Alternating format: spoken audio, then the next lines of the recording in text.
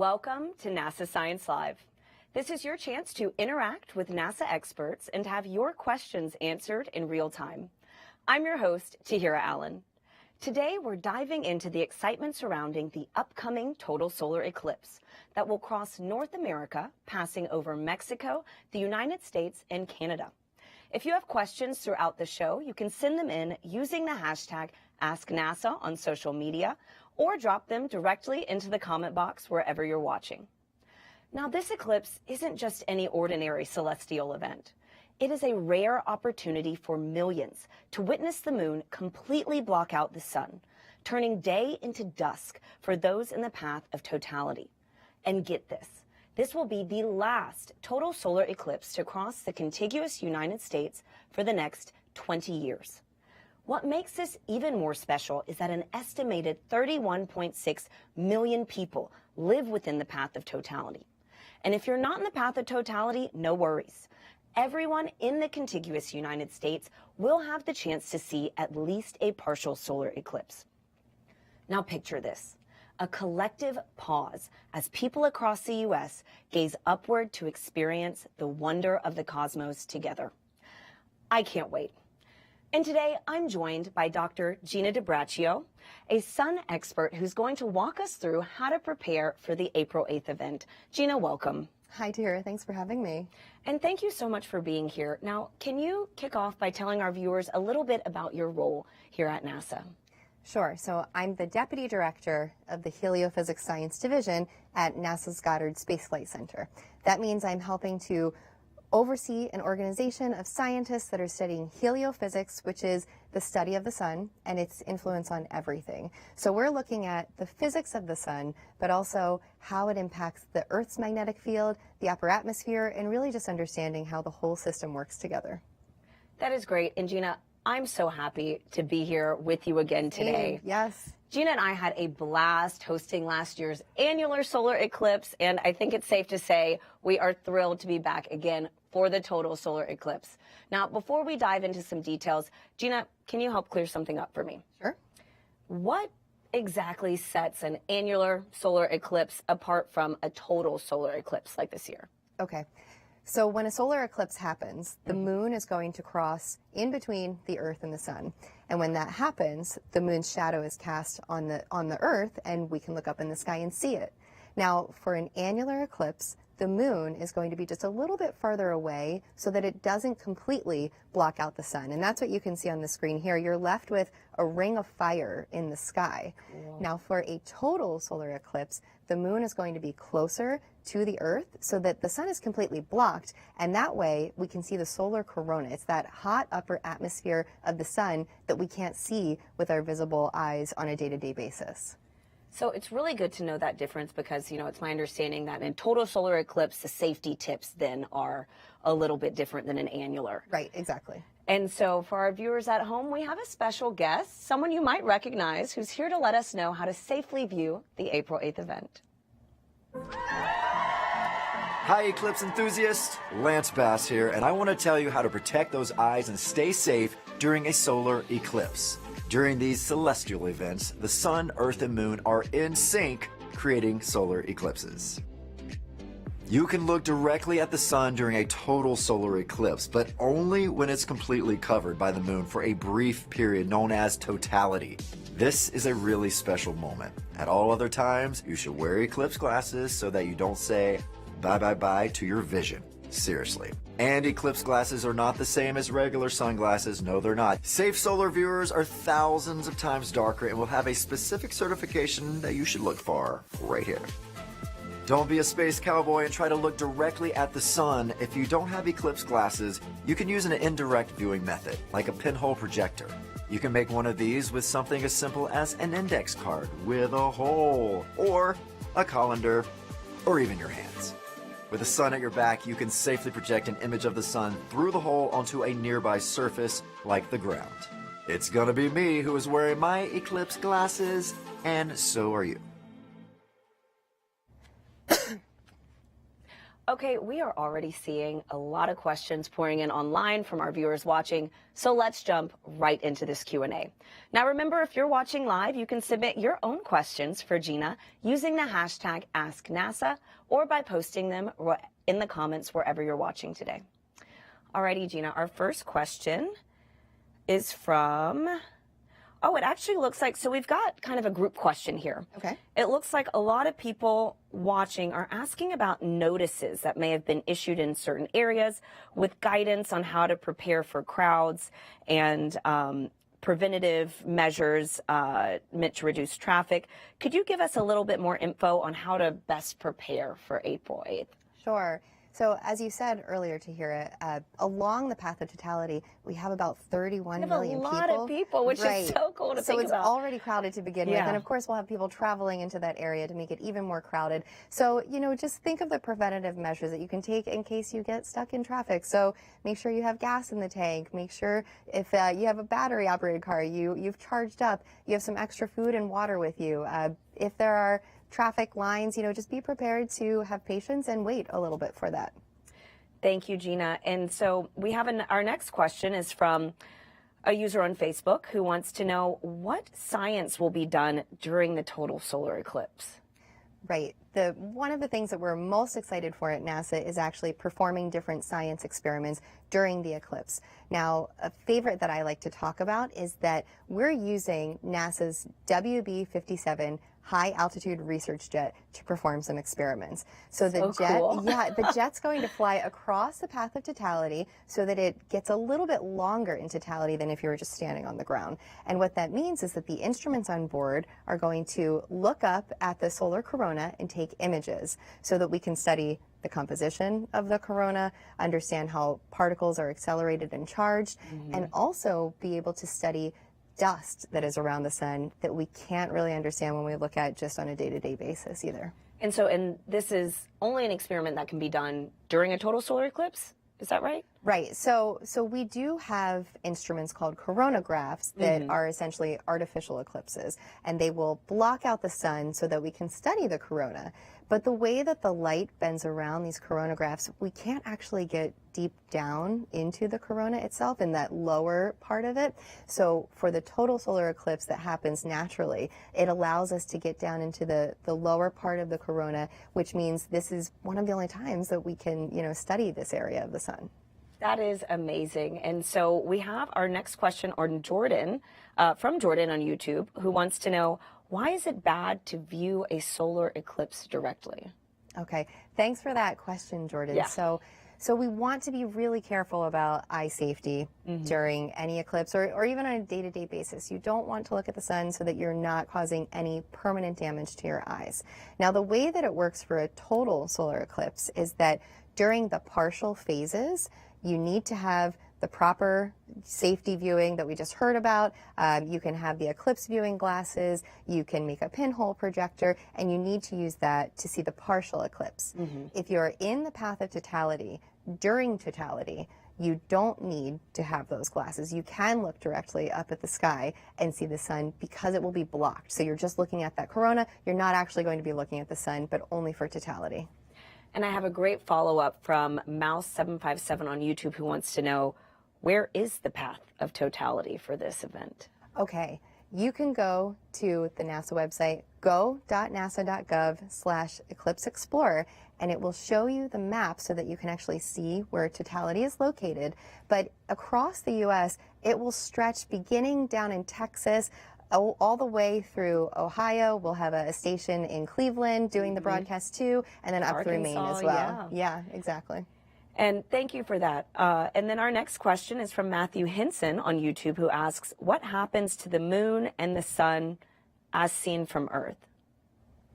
During the eclipse, so we have the sun in the sky, and the moon will be crossing in front of the sun. So when you're looking up at the sky with your proper safety gear, what you'll see is that the sun slowly becomes covered by the moon. And that's our perspective from the surface of the Earth, basically, is that we're going to see the sun kind of disappear as the moon moves in front of it. That is so cool, too, that the moon is just the right size, you know, to cover the sun Yes. during this event. And so we have Alana Franklin on YouTube who wants to know, how long will the eclipse last? So if you're in the path of totality, maximum totality will be around 4.5 minutes long. It depends, though, where you even fall within that path. If you're on the edges, it could be a little shorter. You want to be kind of as deep within it as you can, and then you'll get that maximum totality. But I will say that this eclipse that we're having coming up in April, totality is lasting longer than it did in 2017 when we had the eclipse across America as well. Do you know why? So it just has to do with kind of where the moon is in its orbit, how far it is away from the sun. And for that one in 2017, maximum totality was only about 2 minutes, a little bit more than that. So we're almost doubled. Oh man, that is so cool to know. So our next question is from a viewer on X who wants to know, what tips do you have of taking pictures of eclipses? Okay, well, if you are taking pictures of eclipses during totality, you can use your phone. That's fine. The same way that we can look at the eclipse with our eyes during totality only, you can also use your phone to take pictures. Now, at any other part, you need to have a proper solar filter in order to take those photographs. So not during a partial eclipse. Correct. Yeah, anytime. Okay. So our next question is from Ryan on YouTube who asks, when was the last eclipse and when is the next one? Okay. It depends on how you define eclipse. So in this context, let's talk about total. Okay. Yep, total eclipses, total solar eclipse. So the last one that crossed through the U.S., as I just mentioned, was in 2017, and I was actually fortunate enough to see that myself, so I was really excited to see it. Yeah, so the next one coming up, though, isn't for another 20 years. Across the U.S. So you'll have to really, take advantage of this one unless you want to wait 20 years from now. Yeah, absolutely. And so actually, this is one of my favorite questions. We have Wilbur on YouTube who wants to know, do animals react in a certain way? What are some of these changes that we can expect during a total solar eclipse? Right. When the eclipse is taking place, it really gives that feeling of dusk, and nature reacts as if it is dusk. So if you have the opportunity to view the eclipse also in more of a quiet place where you can appreciate nature, you might be able to see the birds flying back into the trees to nest for the night, or you can hear the crickets come out and chirp and just kind of look around and watch nature, because it really does react to what's going on with the eclipse. It is so cool to think about, too, that this is just like a multi-sensory experience for everybody. Right. And so our next question is another, I'd say, group question. We are getting a lot of questions about the timing of the eclipse in specific areas around the country. And, actually, luckily, NASA's got us covered with that, with an incredible tool to help with just this. As Gina mentioned earlier, it's called the Eclipse Explorer Map. And our friend James Traley is back here, and he's going to walk us through how we're going to use this new map to prepare for April 8th. Have you ever wondered how to track a solar eclipse down to the exact second? NASA has you covered for the April 8th, 2024 total solar eclipse that will be sweeping across North America. I'm James Traley, and I'm going to walk you through how to use NASA's Eclipse Explorer, an interactive map designed to help you plan your eclipse viewing experience. This interactive map offers layers of detail that you can toggle on or off to explore each facet at your own pace. Start by visiting go.nasa.gov/Eclipse Explorer. Today, I'm showing you how to prepare for the April 8th total solar eclipse. So let's jump in. This is the map with the eclipse path. A menu should appear on the left, which you can expand or collapse with this little arrow that you see right here. With this menu, you can manipulate the map in a lot of ways. But I first want to show you how you can look up what the eclipse will look like in your location, and the timing of when you should look up, with proper eye protection, of course. I'm at NASA Goddard in Greenbelt, Maryland right now, so I'm going to type that into our zip code city bar and hit enter. And it will snap right to our location, Greenbelt, Maryland. And you'll notice when the map zoomed in, it displayed a box with information about what I will see and when in my location. You can click on the various phases of the eclipse with these little icons right here to see what the sun will look like at different points during the eclipse. The map also includes information about the current weather and cloud coverage, along with a countdown to the maximum eclipse and the percent of the sun that will be covered in your area. If you're located in the path of totality, where you have the chance to see the total solar eclipse, your information box will have a special feature when you click on the maximum eclipse. To demo that, let me go over to Cleveland, Ohio, which is in the path of totality, and snap that up here for you. So in the spot where we saw the percent of the sun covered in green belt, now instead there's the duration of totality, which for Cleveland is 3 minutes and 49 seconds. That's when the moon will completely block the sun. And when I click on the time of totality, and to be precise for Cleveland, it's 3:13:45 p.m., you see it snaps directly to what the sun's upper atmosphere, called the corona, will look like from Earth. A total solar eclipse is the only time we can see this faint region of the sun with our own eyes. The corona also holds clues for scientists about the sun's behavior and activity. Some other cool features include the ability to use the slider bar that you see right here to move the moon's shadow across the path of totality. You can see it sliding like that. On April 8th, when the eclipse is happening, you can select this live button that's right here, and it will track the eclipse in real time. By clicking the percent coverage that's right here, I can zoom out a little bit to show this, you can see just how much of the sun will be covered by the moon in any given area, even outside that path of totality. And remember, it is only safe to look directly at the sun without eye protection during totality. At all other times, including when the sun isn't blocked at all, and during a partial solar eclipse, you should wear eclipse glasses or view through an indirect method like a pinhole projector. For safety tips from NASA, visit go.nasa.gov/eclipse eyes safety. There are many more layers and features to dive into on the Eclipse Explorer map, so I encourage you to take a look to prepare before the total solar eclipse crosses North America on April 8th. And join me, along with other NASA science communicators and experts on April 8th, for the NASA broadcast starting at 1 p.m. Eastern Time. We'll be taking you with us as the eclipse moves across the country. Thank you, and enjoy the total solar eclipse. Impressive, right? Now, you can access this map from the comfort of your own home and witness the eclipse journey in real time on April 8th by visiting go.nasa.gov/eclipse explorer. Now, Gina, this map is one way for folks at home to get involved in the eclipse, but I understand there are some other ways that people can play a true hands-on role in this April 8th event. Can you tell us a little bit more about those? Right. We have different projects among NASA where the public can get involved in order to really contribute to our understanding of the eclipse and eclipse science. So 2 of those projects that I want to talk about, the first one is Globe Observer. And with Globe Observer, you download the app to your phone, you need a thermometer, and what you do is you actually take measurements before, during, and after the eclipse of the temperature where you are. You record it in the app. You also take pictures. It's very simple for people at home to do. You take pictures of cloud coverage as well, because what that's doing is it's reporting the conditions local to you so that we can understand what changes the sun is actually having on our atmosphere during the eclipse. So that's one of the projects where anybody in the public can get involved. Now, the other one is called Sun Sketcher. And this one, once again, requires an app from your phone that you download.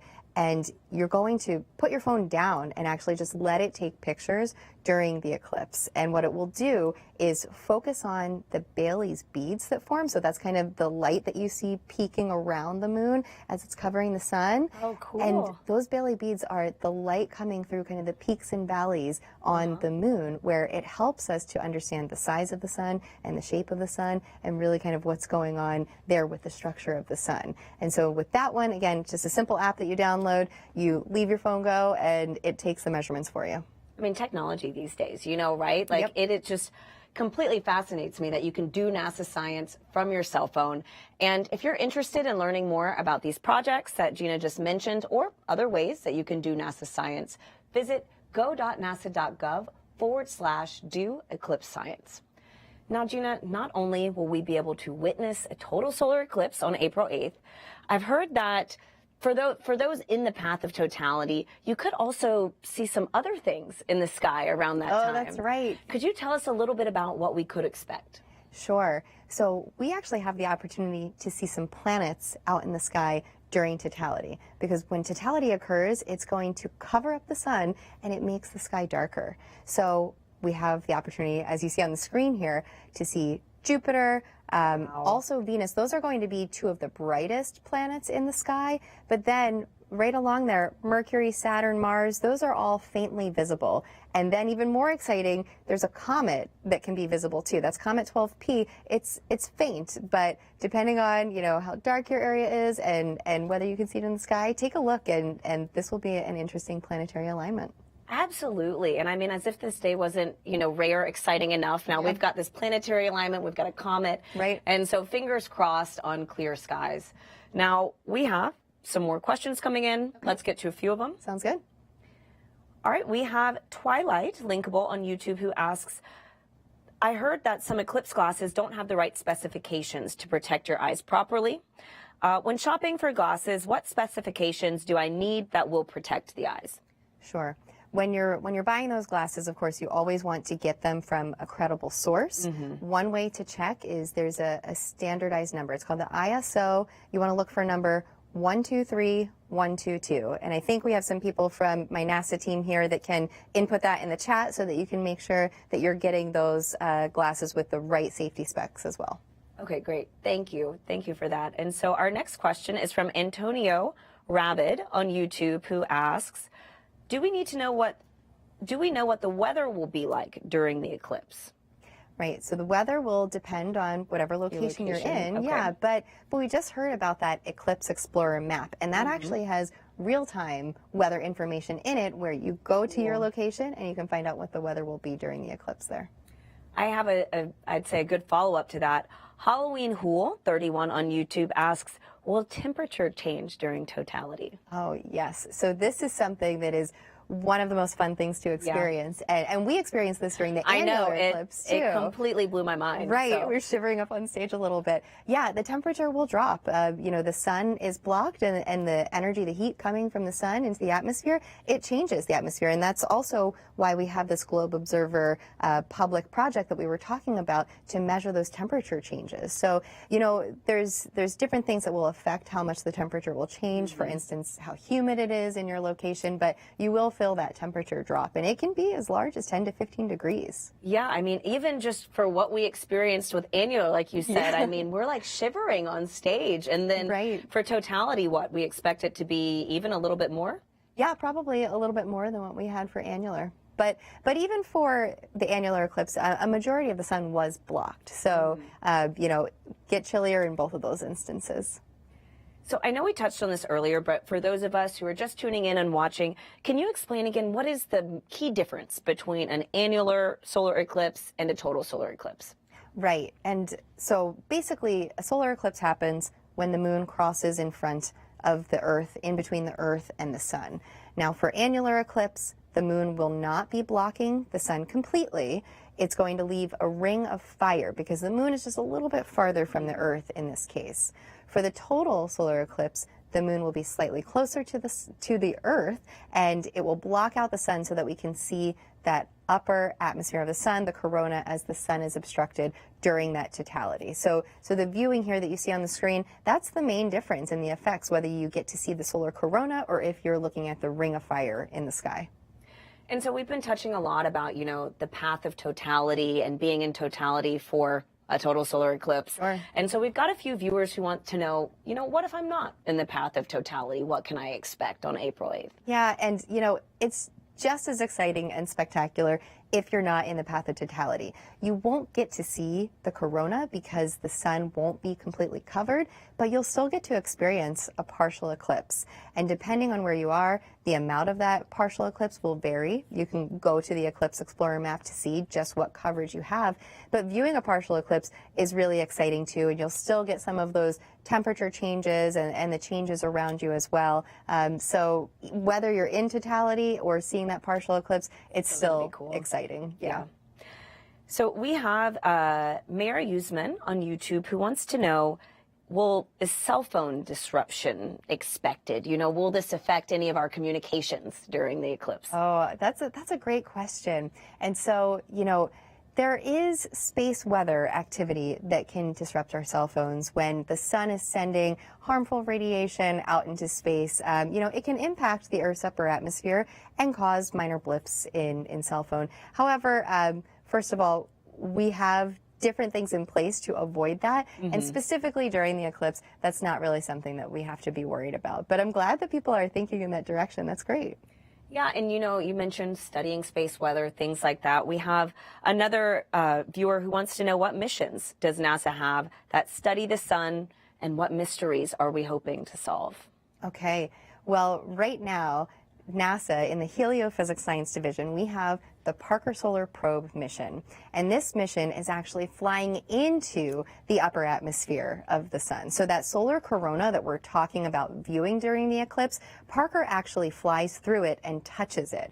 And this is the first spacecraft to ever get this close to the sun. In fact, on December 24th of this year, it will have its closest approach, flying 9 solar radii close to the sun. And that might sound far, but it's actually the closest that a spacecraft has ever gotten, so that we can really figure out how the physics operates in this region.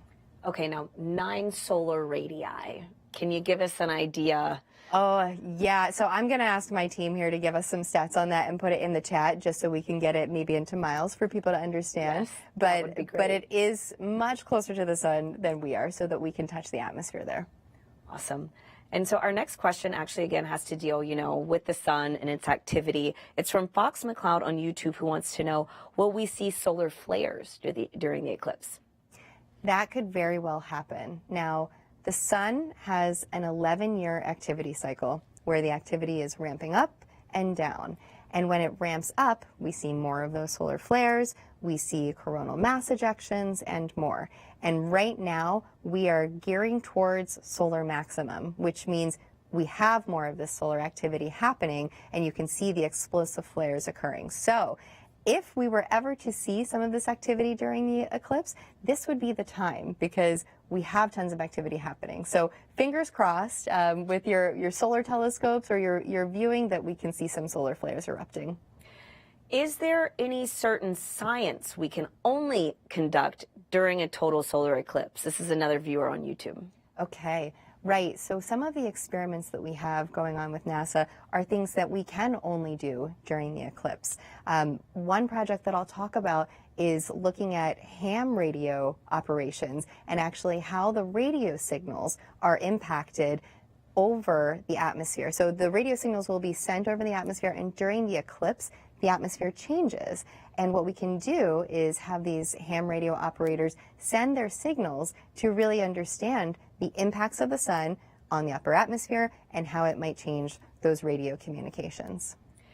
And my follow-up question, we have Mel on YouTube, who, going back to, some eclipse safety, wants to know, if we are not in the path of totality, do you still need to wear those eclipse glasses? Yes. The short answer is yes. Yes, 100%. Especially if you're not in the path of totality. Yes. You always need to be using those viewing glasses, or kind of your at-home products like a colander that allows the sun's light to come through the holes. You can make your own pinhole projection.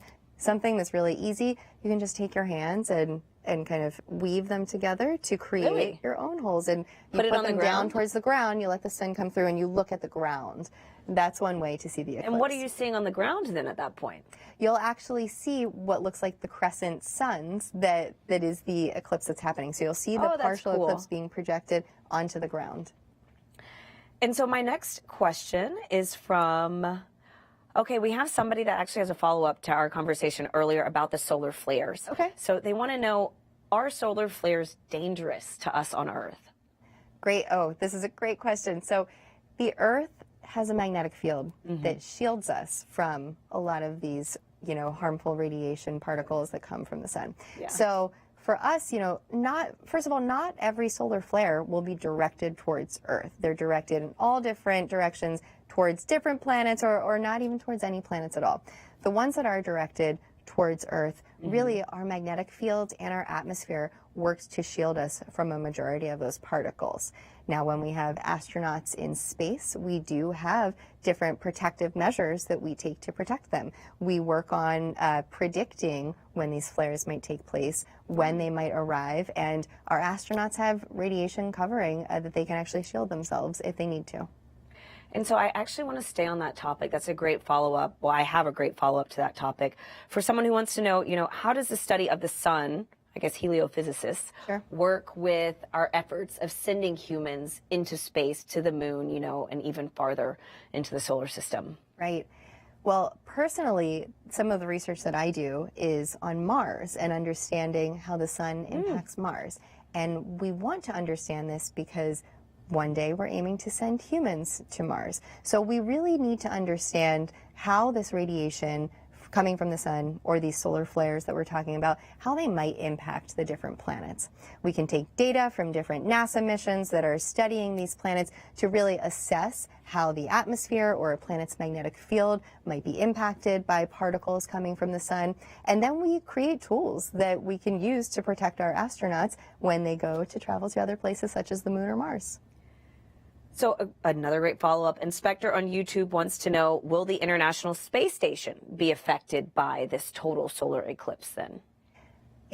For astronauts that are on the space station during the eclipse, if it is kind of crossing over the U.S. region during the time of the eclipse, the astronauts are able to view it from a different vantage point. Now, they're looking down at the surface of the Earth, so they would see the moon's shadow moving across Earth.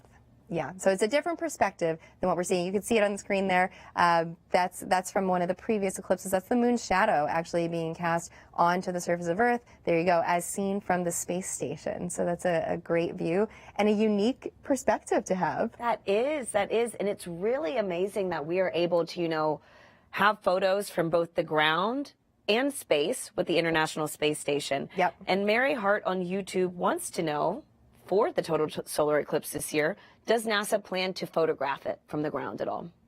Yes. So actually, this is something where the public can once again get involved. As long as you have the proper solar filter and a telescope, you can take pictures of it. During totality, as we said, you can use your phone to take pictures of it. It's safe during totality to use your phone to take pictures, photographs. We have amateur astronomers and whatnot as well. So these are ways that you don't have to be a NASA scientist to photograph it, as long as you know how to do it safely. And some of these images are just stunning to look at. Absolutely. And I mean, this is another, good reminder of the volunteer project that you mentioned earlier, Sun Sketcher. Right. To where you download an app, put your phone down, and you're able to photograph the eclipse, contribute to NASA science, and, enjoy the moment. Exactly. In the present moment. Yeah. So, this is a good one. My next question is, what was it like for you to watch the annular solar eclipse last year? Well, we were together. I know. That's why I love this question. I will tell you, my experience with the annular eclipse was so much different than the 2017. Was that your first total annular eclipse? That was my first annular eclipse. Okay, that's right. Yeah. Wow. And I will say, viewing it almost felt fake. It didn't seem real to see the moon kind of coming in front of the sun. Yeah, but on top of that, it was the crowd around us that I remember. I remember, the minute before annularity, people were just so excited and cheering so loudly that it felt like this experience that we were all sharing together. And that was a lot of the fun to it too. I think we were talking about how we got goosebumps during annularity. It was really emotional. I was not expecting for it to be so emotional. I mean, it was really just this perspective shift, right? To where you're like, wow, I'm on Earth and we're part of this larger system that's moving in the universe. And this will be my first total solar eclipse. So I'm glad that we get to experience this again together. Yeah. So our next question is from Bill Harvard on YouTube, who wants to know, will an eclipse like this happen again? Right. We will have other total solar eclipses happen. The next one that will cross across the United States won't be for another 20 years. So this will be kind of your last opportunity for 2 decades if you want to see it within kind of the contiguous U.S. But eclipses will occur elsewhere, and most often it will be over the ocean, just because the Earth has more water than land. But yeah, we do have total solar eclipses. Now, one thing that I will add, though, is the moon is slowly moving away from the Earth, very slowly, which means kind of many, many years from now, there won't be total solar eclipses at Earth once the moon is far enough away that it can't completely block out the sun. So it's really special right now that we're able to enjoy this. But that change will not take place in our lifetime. It will be quite some time until it actually happens. That is a very fun fact. That was actually, we have Stephen Papa on YouTube who wanted to know, does that mean in the far future, will eclipses be much different? And so, like you're saying, there's a day and age where we won't have these at all anymore. Right. So we are really here during the right time, the Yes. right moment to witness something like this all together. Yeah, and I mean the moon, it's moving at like centimeters per year away. So very, very slow rate. We don't have to worry. But if we were on Mars, for example, Mars has solar eclipses when its moons cross in between Mars and the sun. However, they're not as fascinating as our eclipses because they're not total. It almost looks like a transit of a planet moving across the sun because it doesn't cover it. It doesn't cover the sun completely. So you could just see the moon crossing, and you can almost think of it as an annular eclipse, but the ring is much bigger than what we see here. So earlier in the show, you touched on Bailey's beads and these different types of things we might see during today's event. And we have another viewer that wants to know about these special features that only happen during a total solar eclipse. Can you, like the diamond ring effect, Bailey's beads, can you explain those for us? Sure.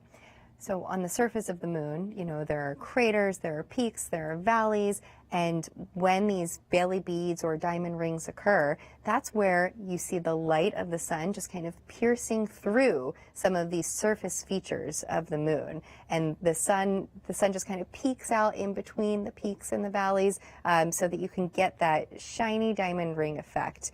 And that really helps us to understand kind of the topography of the moon. But the moon and the surface features have also been studied very well by NASA's Lunar Reconnaissance Orbiter mission. So it's fun to kind of see how we make these measurements with our missions, and then we can also study them during natural events like the eclipse. And can you remind us what's the difference between Bailey's beads and the diamond effect? Are those the same thing? They're very similar, yeah. Okay. So the diamond ring effect is more of that kind of wow factor, that brighter shine, where Bailey's beads, you can see a few of them almost bubbling across the surface is what it looks like. So they're similar, and they're caused by similar effects, but kind of just a difference in their characteristics. And we have Katie Fisher on Facebook who wants to know, will the total solar eclipse affect the tides? So the total solar eclipse will not affect the tides. Really, that's going to be affected by the distance that the moon is from the Earth. So as I said, the moon is slowly moving away from the Earth centimeters every year. Now, over a greater time scale, that will affect the tides, but not during the total solar eclipse. And our great team moderating earlier got us an answer. You mentioned how Parker Solar Probe on December 24th is going to make its closest approach to the sun at about 9 solar radii. Yes. That is 3.9 million miles. There we go. So, Thank yes, you. absolutely. And so our next question is from Leela Coles Avery on Facebook, who wants to know, can I look at this safely, a total solar eclipse, through a telescope from North Carolina? Okay, so it depends on your location and if you're in the path of totality. So check out our Eclipse Explorer map to see what kind of coverage you'll get. If you have totality, then you can actually use your telescope to look at the sun without a filter. However, if you're in that partial eclipse, then you can use your telescope, but you just need to make sure that you have that path of totality. And so as you're looking at the map here showing the path of totality, North Carolina is going to get that partial eclipse. So just make sure that you have a proper filter on your telescope when you're viewing the eclipse. Okay, and still in this same light of photographing the eclipse, we have a hat-wearing duck on YouTube who asks, would it damage my phone camera if I tried to take a time-lapse of the partial eclipse through eclipse glasses? Okay, that is one technique that people use is actually, so you have your eclipse glasses that you can hold up to your eyes. Now, you can put that in front of your phone to safely lay the take phone a down, time-lapse. Put the glasses on, That's and leave what it there? I would recommend. Yeah, because the one thing you don't want to do is put your glasses onto your phone and then accidentally, still try to look at the sun when it's partial. So you can use those viewing glasses as a filter, but just be careful, anytime you're doing this. Absolutely. And so sticking again, kind of focusing on this path of totality, we have James Finn on Facebook who asks, how dark does it actually get in the path of totality? It's best described as a dusk feeling. You'll definitely see the change. I mean, it's not going to be completely nighttime because some of the sun's light will still be scattered around the moon and light up just a little bit of the atmosphere, but it gets pretty dark. It's pretty impressive. Darker than what we saw for the annular eclipse, that's for sure.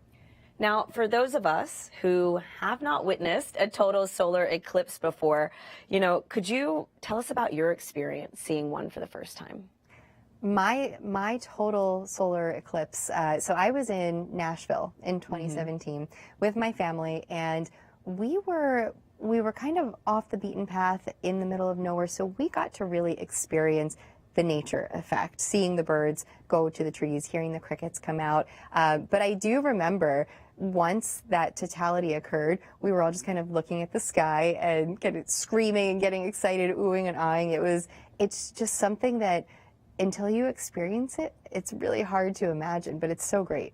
So it's different than looking at a photo of it or something like that. Yes, because as we talked about earlier, it is kind of all the senses, right? So you're seeing the eclipse, but you're also hearing changes in nature. You're feeling the temperature drop and maybe the winds pick up a little bit. In fact, during the 2017 eclipse, in my experience, we had some clouds start to cover the sky just before totality. And then as soon as totality hit, those clouds dissipated and went away. So we got to see the changes on the atmosphere with our eyes as well. And we covered this a little bit before, but can you tell us about some of the experiments that NASA is running and can only run during a total solar eclipse? Yes. So let's talk about the sounding rockets. That's actually something that we haven't hit on yet. So we have 3 sounding rockets that will be launching from our Wallops Flight Facility, which is in Chincoteague, Virginia. And these 3 rockets will be launching. One will take off 35 minutes before totality. One will take off during totality, and then finally 35 minutes after. And what we're trying to study here is basically measuring directly the changes in the upper atmosphere where the rockets are going to reach.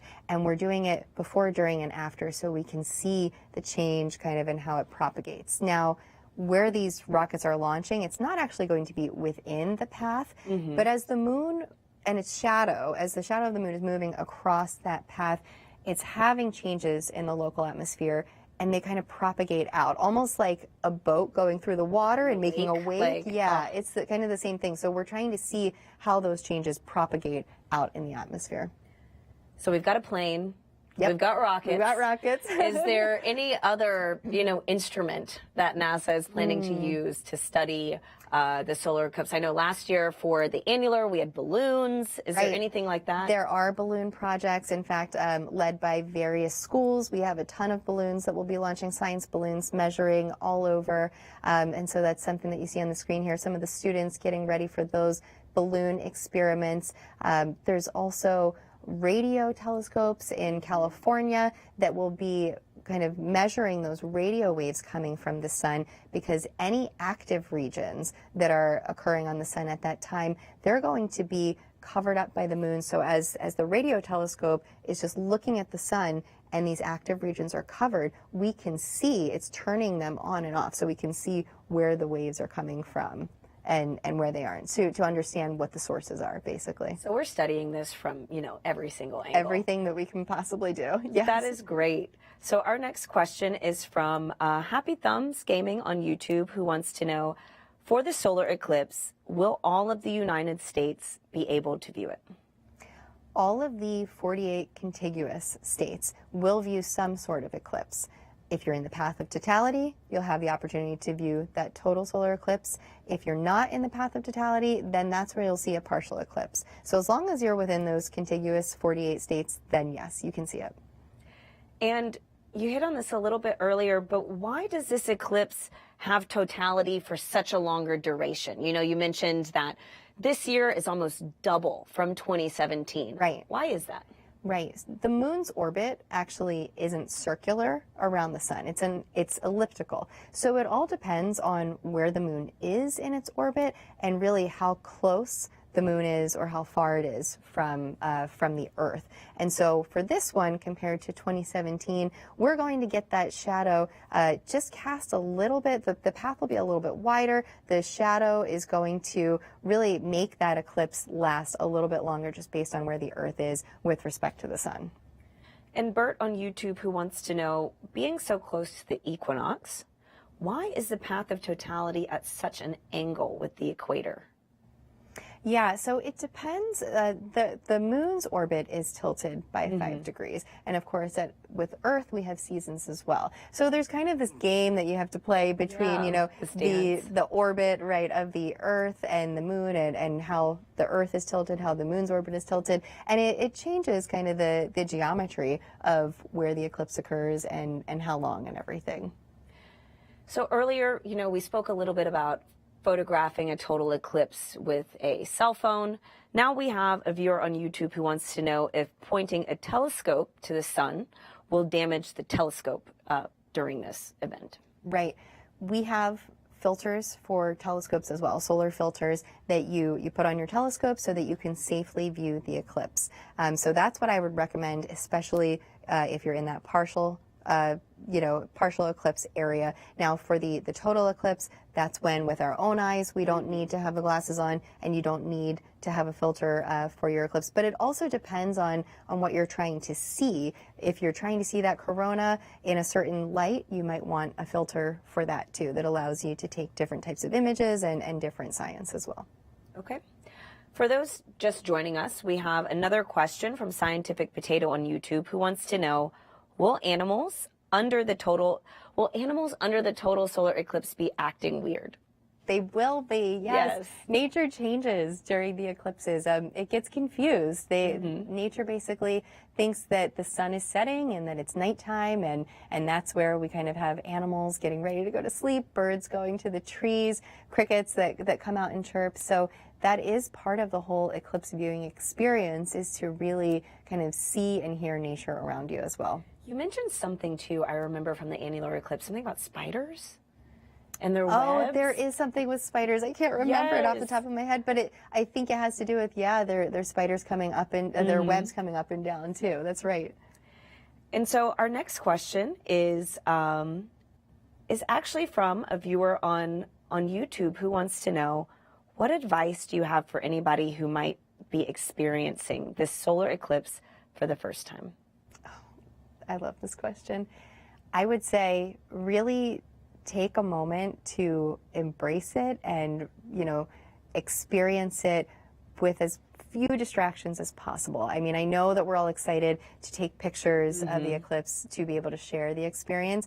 We're lucky that totality lasts for 4.5 minutes because you can, have a few moments of quiet to kind of see and feel and look around, but then you can also take the photo that you want as well. So I would just say, make sure you put down all your things and try to enjoy it. Yeah, exactly.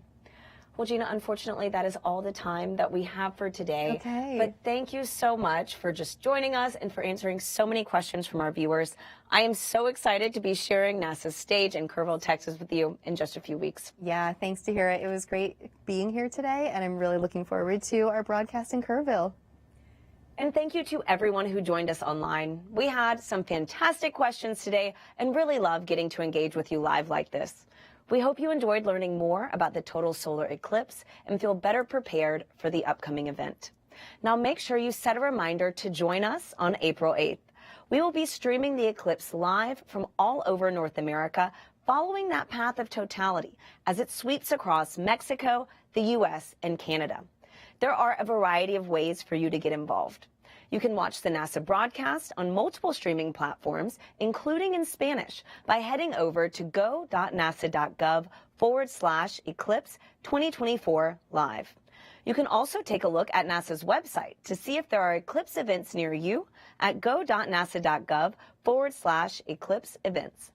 If you'd like to stay updated on all of the latest sun news, follow NASA Sun on Facebook and NASA Sun on X. Thank you, and see you next time. We are one of 100 billion stars in a vast galaxy, but for all of human culture on Earth, one sun that nourishes us all. That is what stirs humankind. That's what unites us.